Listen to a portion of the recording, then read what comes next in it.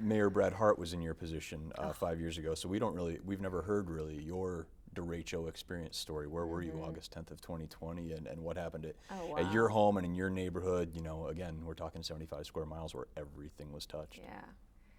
My girls were all home at the time, which was unusual. They were home for the summer, and one actually had her roommate here from Vermont. Oh, wow. So she was from out of state. She was visiting. It was during COVID, and actually, this was my college-age daughter. Her roommate didn't tell her parents that she was leaving Vermont because of COVID. They didn't want her to go, so she sneaked to Iowa and then makes national news because of the derecho. I mean, really. Her parents found out, obviously, that she's okay, but I remember thinking as a mom, you didn't tell your parents? What?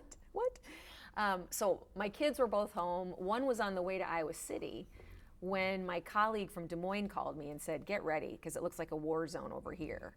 And it was sunny, if you remember. It was like a perfect day. It was a nice day. So I called my one daughter on her way to Iowa City and said, you better turn around. I called the other daughter who was picking up a friend who was getting her car fixed, and she said, she's almost done. We'll come in a little bit. And I said, come now.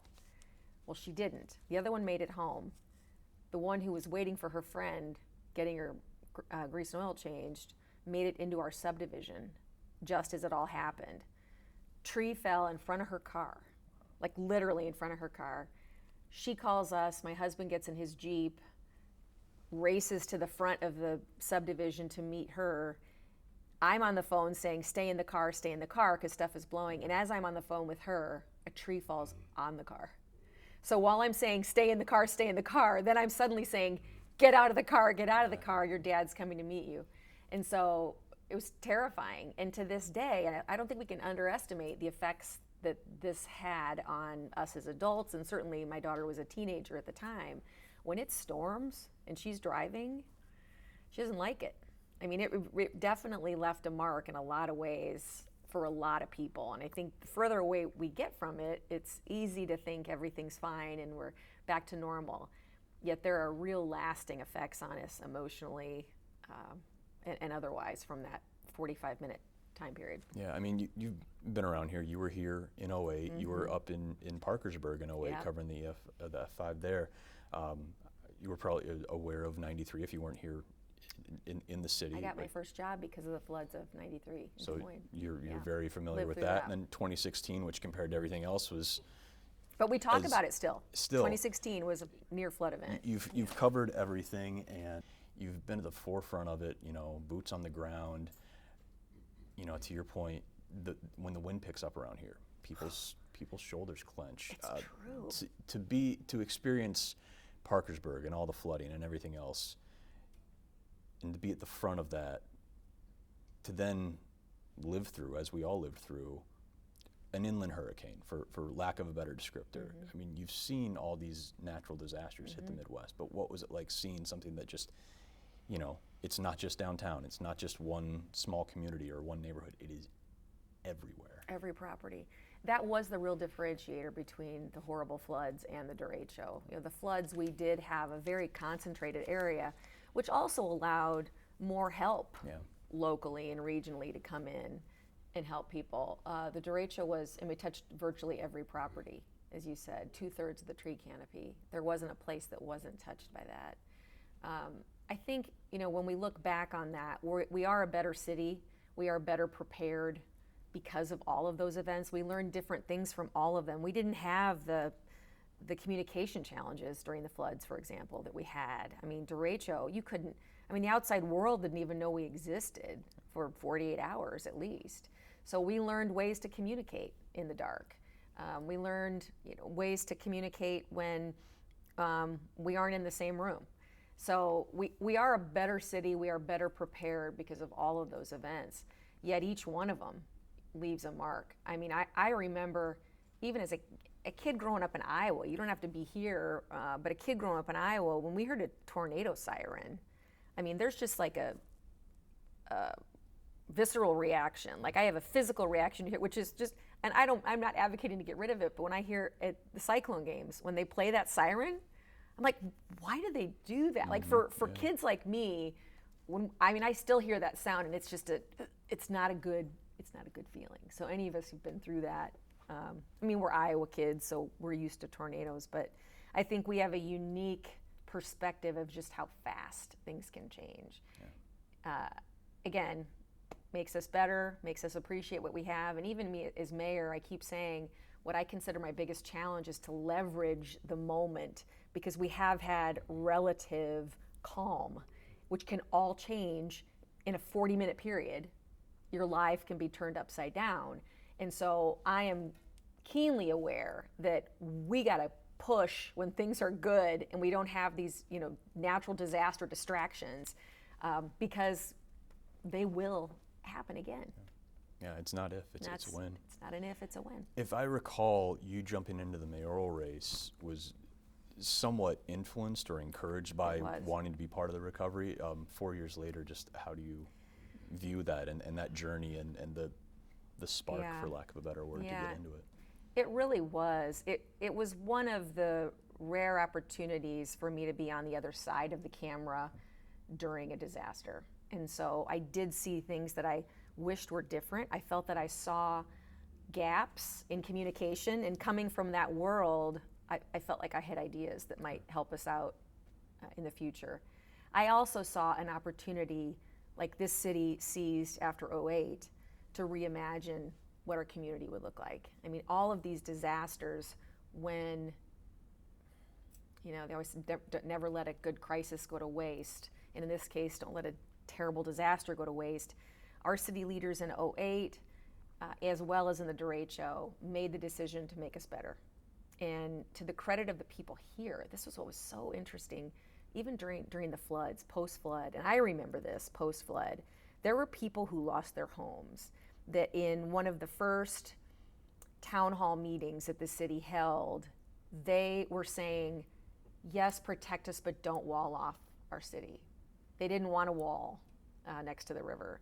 Even people who lost everything understood that the river was a beautiful natural resource, and instead of closing ourselves off to it, how can we lean into it? And the city, to their credit, within 6 months had a plan, and I think that's really what accelerated getting businesses back here. There was a confidence that we would come back. And you can't underestimate the mentality and the experience of going through that when you do have something like a derecho. You have seen what happens when you have good leadership and you have a plan in place and accountability. You can see that sometimes these horrible moments can really change the future in a somewhat positive way for the greater good. And I believe derecho, well, it's hard to say that. I mean, we lost real tangible, we are a tree city. I mean, the Emerald City, we are a tree city. And to lose almost 1 million trees and all that comes with that, the natural habitat, the ecosystem, the shade, the underground filtration system and water mitigation that we get from something like a tree, we lost a lot. And to go back and say, we're better because we had that, that's absolutely not the case. What I will say is it has given us an opportunity to make sure that people in neighborhoods that might not have had trees have them. Sure. It gave us an opportunity to examine, where we needed to support neighbors more. And I feel like there are some neighborhoods that are better today than they were pre-derecho. Sure. Yeah, and one other thing, I just want to say, having been through the floods, I think really helped us recover much quickly from the derecho, from a mental standpoint, from an emotional standpoint. We'd been there before, and we had the confidence in ourselves that we could get ourselves out of it. And I'm not sure if that was your first time going through something like that. I have to think you marveled at the way our community engaged with each other and one another, and understood that. I remember the TCR marquee during the floods. We're all in this together. That came out once again, almost like we flipped a switch during derecho and said, okay, here we go, friends. It's more of us this time, but we're all in this together once again. Yeah. It's always felt it's a we get hit, we get to work type thing. It has always felt absolutely, like that, and thank God we're that way, because like I said, no one even knew we were here. And we need to be. Again, not our first rodeo. No. You talked about the trees, and again, that's a project that nobody in this room is going to be alive to see the full fruition of, probably. Yeah. I mean, that's a 40-year project. but that's more than just planting a sapling and letting it go. There's a lot to do in the first year, the first 5 years, the 10 years. How do you make sure that, initiatives like Relief, groups like Trees Forever, have the volunteers and the support and the infrastructure and logistics to make sure you're not planting saplings and a year later we've got to do it again because there hasn't been the proper upkeep? How do you make sure the proper foundations, literally and figuratively, are laid to make sure that tree canopy a half a century from now is what it was in 2020? Mm-hmm. I think it all goes back to having a plan and having a commitment by the city to act on the plan. Relief is a major initiative by the city and a major, fundraising effort by the city and others, to the point of, for example, on my last trip to DC just a couple months ago, when we talked about getting flood protection paid for, we also say, oh, by the way, there's this thing called Relief. When we have new companies come to town and they say we want to do a development agreement, we say, oh, okay, well, we're happy to help you out, and here's how you can help us out in making sure that our neighborhoods have trees in them again. So Relief remains a headline for this city, and I think as long as it is in the Envision CR plan, this is a city that really believes in a roadmap and a plan. And as long as it's there, and I don't see it going anywhere, there will be that commitment. You touched upon Trees Forever. Trees Forever is a great partner for getting trees in the ground, certainly in public places. Monarch Research is also another private partner of the city that we're collaborating for trees on private property. Yeah. We can handle the trees on public property, but we want to make it easier and affordable for people to, plant a tree where they may have lost one. And so it's a One Tree, One Child through Monarch Research, where sign up for a free tree. Again, in an effort not paid for by the city, but a collaboration with the city and Monarch Research to get trees in backyards too. Sure. You mentioned the trip to DC, and we're in a time right now where, federal funding, it's cross your fingers on so many things. What's your confidence level of what Cedar Rapids is going to be able to get? And we're in a very crucial time in this back half of this first decade of recovery. Do you think Cedar Rapids is going to be able to get the funds from Washington that let's face it, we're going to need it. We do pretty well on our own, but it takes a village, and sometimes the village is off on the East Coast sometimes. It does. And I have yet to find reason to be discouraged. And here's why. The Regional Director of Housing and Urban Development, HUD, was here 2 weeks ago. You guys maybe even covered that. I was here for that. You were here for the HUD visit, yeah. So, one of the things, they have learned to look to Cedar Rapids as a best practice with what we do with our disaster money. And that started with the flood. FEMA wasn't as rigid, it wasn't as organized back then. So we as a city really did have to create some processes and policies to make sure the money went out in a responsible way. HUD paid attention to that. And so we received a couple $1 million fairly recently, $3.5 million, I think, from HUD for disaster relief, which among that, we're using that for trees, and we're using it for the Roots program to get people affected by Derecho affordable housing. So I've yet to see where we've lost anything yet. Maybe that time will come, but so far I've not seen money taken away. I haven't seen us lose money. It's actually been the opposite, and that's a real credit again to the city teams for being smart with their money.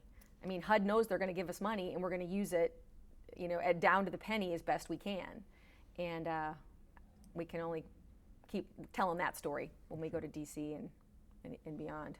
Yeah, well, so many people had to have insurance companies help them with costs, and we heard how many stories. And I imagine 5 years later, there's Private folks that insurance. maybe just have thrown their hands up. We know businesses left, these providers left the city in some cases. What can the city do when the next natural disaster hits to make sure folks have the proper insurance, these providers have the coverage that folks need, and that there's an efficient coverage plan and execution of said plan where folks aren't sitting here 5 years later and feel like, well, it's just never going to get fixed.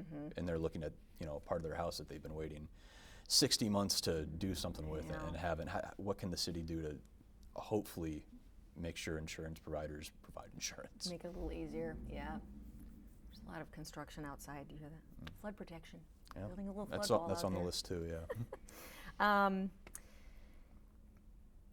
private insurance piece of that is really interesting and challenging right now, and not just here, but I even heard, I think it was on an NPR, did a story on insurance companies dropping people, and Cedar Rapids was actually mentioned because we have had a ridiculous amount of need for disaster support from private insurance. So from a private insurance standpoint, I think I'm with everybody else.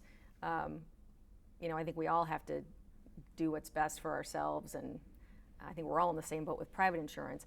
What I will say from the public side, and I touched on this a little bit ago, during '08, there wasn't as much structure around FEMA, which really, while there were challenges to that, the city saw it and took care of it. Right now, with Derecho, the response from FEMA and others was, I don't want to say convoluted, but a little more complex and took longer to navigate.